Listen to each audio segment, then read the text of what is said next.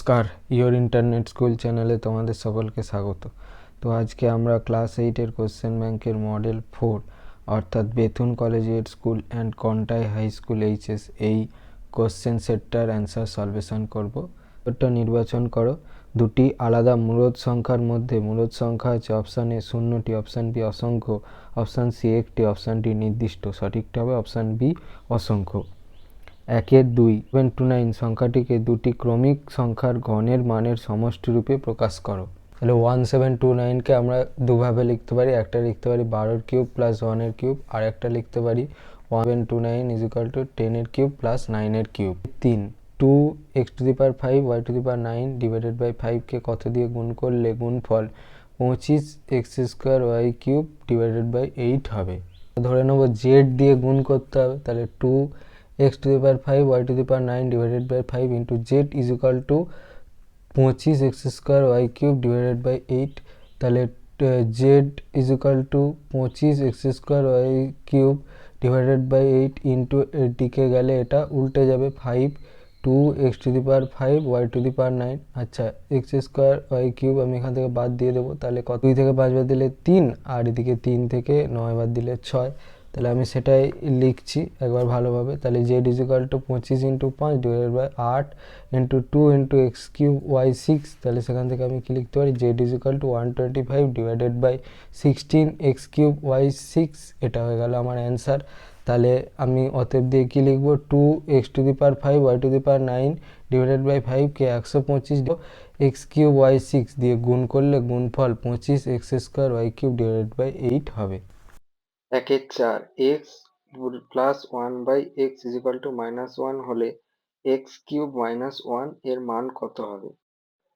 1/4 তাহলে x plus 1/x is equal to -1, তাহলে x গুণ হলো x² plus 1 divided by x is equal to -1, তাহলে x² plus 1 is equal to -x। তাহলে সেখান থেকে লিখতে পারি x² প্লাস x প্লাস 1, আর এই যে মানটা বেরোলো x² plus x plus 1 is equal two 0, এই মানটা পরে আমার ওইখানে যখন কিউবের ফর্মুলা পড়বে সেইখানেতে কাজে লাগবে।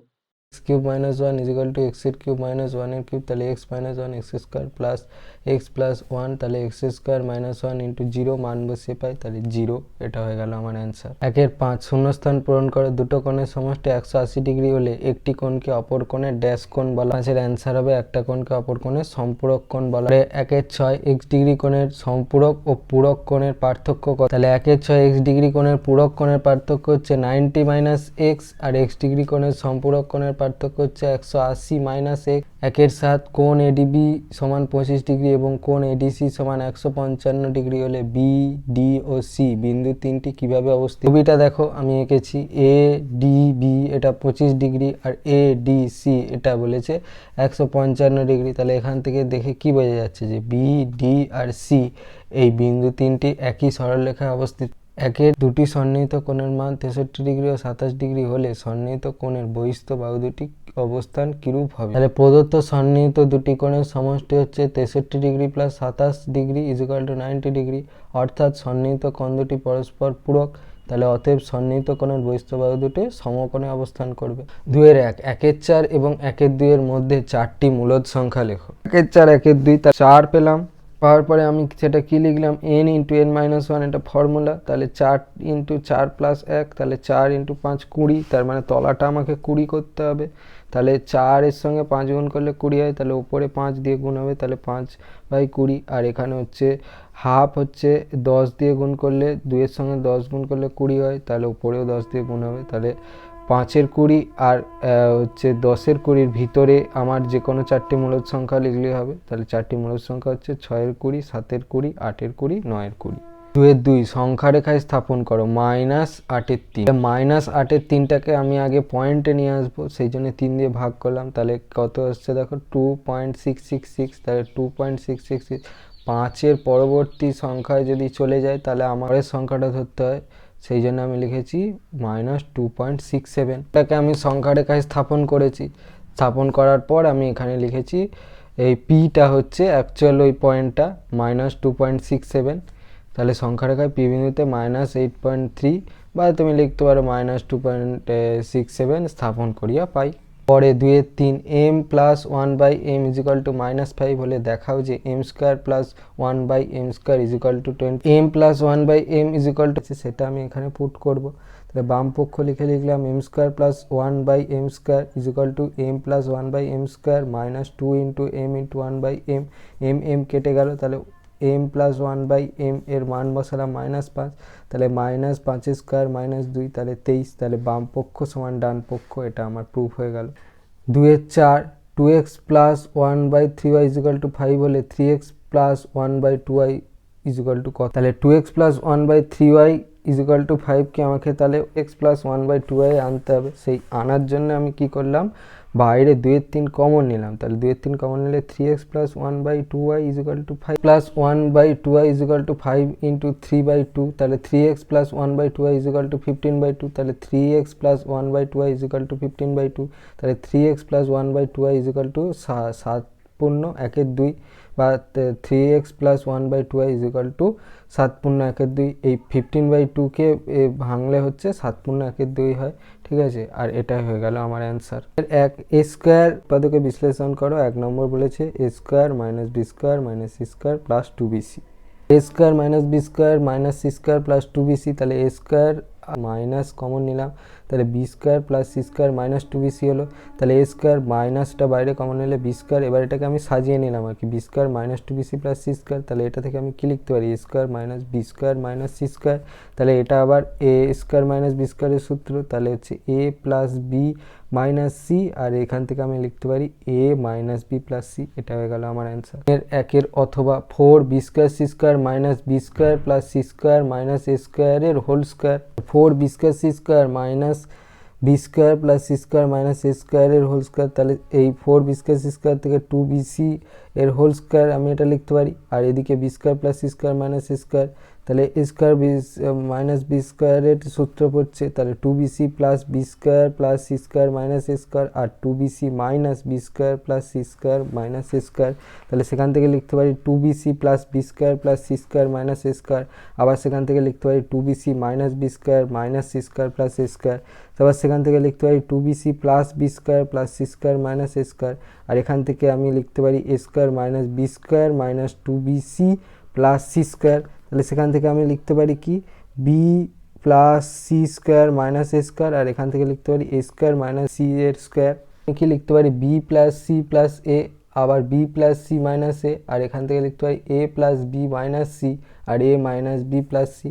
তাহলে এটাকে আমি একটু সাজিয়ে নেবো, a plus b plus c, a plus b minus c, a minus b plus c, b plus c minus a. এইটা হচ্ছে আমার answer. 2 x to the power 6 minus y to the power 6, x to the power 6 minus y to the power 6, তাহলে x স্কোয়ারের cube minus y স্কোয়ারের cube, তাহলে cube minus b কিউবের formula পড়বে square minus Y square, তাহলে X square square plus x square Y square plus Y square square. তাহলে সেখান থেকে আবার কি লিখতে পারি x square minus Y square x4 X square Y square plus y4। তাহলে এইটাকে আবার হচ্ছে স্কোয়ার মাইনাস বি স্কোয়ারের ফর্মুলায় ফেললাম x plus y x minus y, আর এটা থেকে আমি কি লিখতে পারি x4 plus x square Y square plus y4।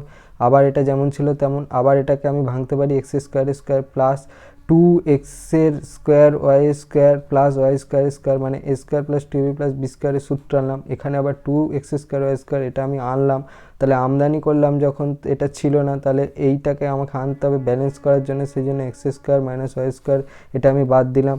তাহলে সেখান থেকে আমি কি লিখতে পারি x plus y x minus Y, তাহলে এইটা হলে x square plus Y square whole square, আর এইটা যেটা ছিল এটাকে আমি এক্স ওয়াই এর হোল স্কোয়ার লিখতে পারি x plus y x minus y x square plus Y square plus x y. সেখান থেকে লিখতে পারি x square plus Y square minus x y. তাহলে আবার আমি সেখান থেকে লিখতে পারি x plus y x minus Y, তাহলে সেখান থেকে আবার লিখতে পারি X Y plus Y square, মানে এটাকে আমি সাজিয়ে নিলাম, আর এটাকে আমিও সাজিয়ে নিলাম X square minus x Y plus Y square. এটা হয়ে গেল আমার অ্যান্সার। 2 অথবা 2p cube minus P square cube minus Q cube, অথবা 2p cube minus P square cube minus Q cube. তাহলে 2p কিউবটাকে আমি ভেঙে নিলাম, P cube plus P cube minus 2p square cube minus Q cube.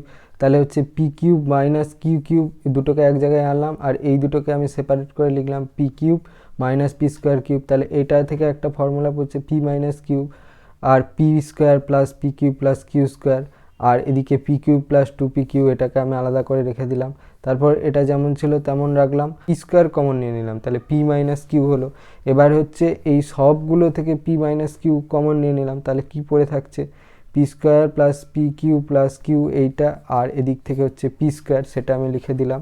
তারপরে আমি তাহলে কি লিখতে পারি যে পি মাইনাস কিউ, এবার পি স্কোয়ার যোগ হয়ে গেল, তাহলে 2p স্কোয়ার, পি কিউ এটা যেটা থাকলো সেরকম, আর কিউ স্কোয়ার, এইটার হচ্ছে আমার অ্যান্সার হয়ে গেল। 4 নিচের তথ্যগুলির সাহায্যে একটি পাইচিত্র তৈরি করো এবং বৃত্তকলার কেন্দ্রীয় কোণের মান নির্ণয় করো। চিত্রশিল্পীর নাম নন্দলাল বসু, চিন্তামণি কর, গণেশ পাইন, যামিনী রায়।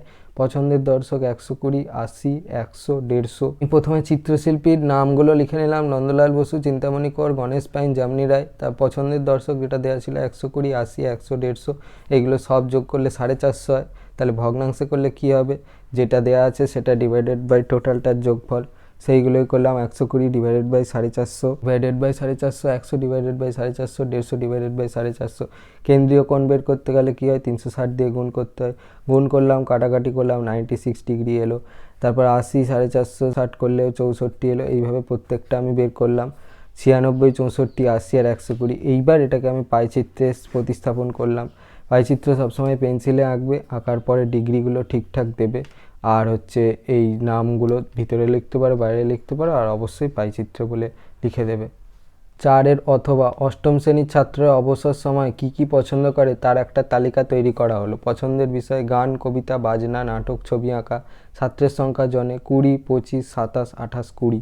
এই তথ্য অনুযায়ী মোট ছাত্রের কত অংশ কোন কোন বিষয় পছন্দ করে হিসাব করো। প্রতিটি বৃত্তকলার কেন্দ্রীয় কোণ নির্ণয় করো এবং পাইচিত্র তৈরি করো। পছন্দের বিষয়গুলো লিখলাম, গান, কবিতা, বাজনা, নাটক, ছবি আঁকা। ছাত্রের সংখ্যা জনে দেওয়া আছে 20, 25, 27, 28, 20। ভগ্নাংশে করলে এই সবগুলোর যোগফল ডিভাইডেড বাই সেইটা 20/120, এরকম করে প্রত্যেকটা করলাম। 25/120, 27/120, 28/120, 20/120। কেন্দ্রীয় কোণ করলে 360 দিয়ে গুণ, সেটা করলাম। উত্তর এলো 60 ডিগ্রি। গান, কবিতা এলো 75 ডিগ্রি, বাজনা এলো 81 ডিগ্রি, নাটক এলো 84 ডিগ্রি, ছবি আঁকা এলো 60 ডিগ্রি। এবার আমরা পাইচিত্রে প্রতিস্থাপন করব। পাইচিত্রে প্রতিস্থাপন করলাম। আচ্ছা, পাইচিত্র সবসময় পেন্সিলে আঁকবে, আর প্রত্যেকটা বিভাগকে এরকম করে লিখতে পারো বা বাইরেও লিখতে পারো, আর নিচে এরকম পাইচিত্র বলে লিখে দেবে। 5 একটা বর্গক্ষেত্র অঙ্কন করো পেন্সিল কম্পাসের সাহায্য নিয়ে, যার বাহুর দৈর্ঘ্য 5 সেমি। তাহলে এবি একটা 5 সেমি মাপ নিলাম, মাপ নিয়ে আমি স্কেল পেন্সিলের সাহায্যে টানলাম, টানার পর এখানে একটা লম্বা বাহু টানলাম AX। তারপরে হচ্ছে আমি এখানে 90 ডিগ্রি আঁকলাম পেন্সিল কম্পাসের সাহায্যে, 90 ডিগ্রি দুদিকেই আঁকলাম, এঁকে এবারে একটা লম্বভাবে বাহু টানলাম, বাহু টেনে এবার 5 সেমি মাপ নিয়ে আমি এখানে টানলাম, টানার পরে এখানেও আবার 5 সেমি মাপ নিয়ে টানলাম। আর বড় ক্ষেত্রে কী হয়, প্রত্যেকটা বাহুর দৈর্ঘ্য সমান হয়, তাহলে এখানে টানার পরে এখানে বসে আবার এখানে টানলাম, দিয়ে এবার সবগুলোকে যোগ করে দিলাম। যোগ করে দিলেই তাহলে আমি বড় ক্ষেত্র পেলাম। তাহলে অতএব দিয়ে লিখলাম নির্ণয় বর্গক্ষেত্র ABCD এর AB 5 সেমি। অথবা একটি রম্বস অঙ্কন করো যার RA 8 সেমি এবং OD 6 সেমি। তাহলে 5 অথবা RA 8 সেমি টানলাম, OD 6 সেমি টানলাম। আচ্ছা, এবার OD এর অর্ধেকটা আমাকে টেনে নিতে হবে, সেটা হচ্ছে 3 সেমি। তারপরে হচ্ছে এখানে RA, সেটা আমি আঁকলাম 8 সেমি, অর্ধেকের সি একটু মাপ নিয়ে, তাহলে হচ্ছে এইখানে দুদিকে দুটো আঁকলাম, আঁকার পরে এদিকে আঁকলাম, সেটা ছেদ করলো, ছেদ করার পরে এইটা 3 সেমি মাপ নিয়ে আমি একটা টানলাম, এখানে বসিয়ে একবার টানলাম, এখানে বসিয়ে একবার টানলাম, টানা হলো। তাহলে এটার যোগফল কত হচ্ছে 6 সেমি, সেই জন্যই 3 সেমিটা নেওয়া। এখানে বসে একবার টানলাম, এখানে বসে একবার টানলাম, টানার পরে এইগুলো যোগ করে দিলাম, তাহলে আমার রম্বসটা হয়ে গেল। রম্বসটা হওয়ার পরে লিখলাম নির্ণয় রম্বস রোড এর RA হচ্ছে 8 সেমি আর OD হচ্ছে 6 সেমি। যদি এই ভিডিওটা ভালো লেগে থাকে তাহলে ভিডিওটাকে অবশ্যই একটা লাইক করে দিও, আর চ্যানেলটাকে অবশ্যই সাবস্ক্রাইব করে দিও। এই ধরনের আরও ভিডিও পেতে হলে তাহলে আমাদের চ্যানেলটাকে সাবস্ক্রাইব করার সাথে সাথে পাশে থাকা বেল আইকনে গিয়ে অবশ্যই ক্লিক করে দিও। আমাদের সঙ্গে দেখা হচ্ছে পরবর্তী ভিডিওতে।